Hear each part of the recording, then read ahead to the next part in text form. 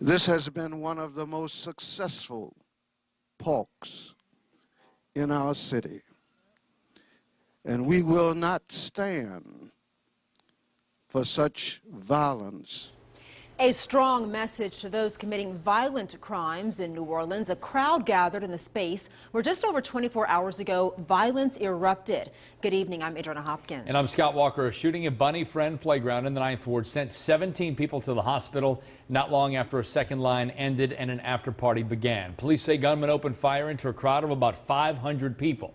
And now they're on the hunt for the shooters. WDSU reporter Casey Frand is at the park with the answer that the community has in response to the violence. The mayor and other city and religious leaders are calling on the community to help reclaim this park as a safe and sacred place. They're asking them to help find the men who were responsible for last night's shooting.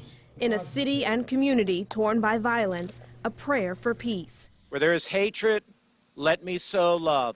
In a playground where blood was shed after gunmen opened fire into a crowd of hundreds of people, pastors rededicated Bunny Friend Playground. That all the violence that's taken place, we take authority over that in the name of the Lord and know that right now peace will reside. Amen. One of the 17 victims shot Sunday night was a 10-year-old boy who the mayor says told him he wants to one day serve in the Army. At that moment, it struck me that here's this young man that had the presence of mind to not have hate in his heart, to not have destruction in his heart, to not have selfishness in his heart, but to actually say in a very poignant, simple way that only a 10-year can, I want to grow up to serve my country.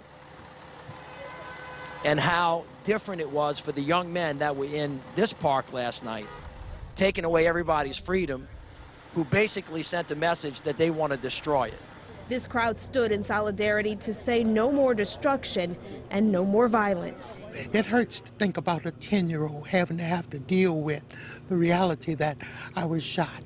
We're grateful for the fact that as many as were shot, that nobody was killed. Charles Garrison, who grew up and raised his children blocks away from this playground, says this community will work to change it from a war zone back to a safe zone for children. We have to train them how to respond to disagreements without being disagreeable.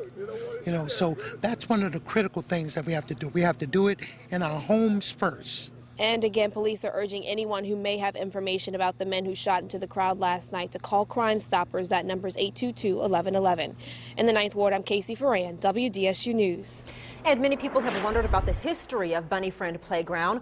Ida Weiss Friend donated that space back in 1924 in honor of her son, Henry Bunny Friend, who died from post-surgery complications. Henry was 18 years old.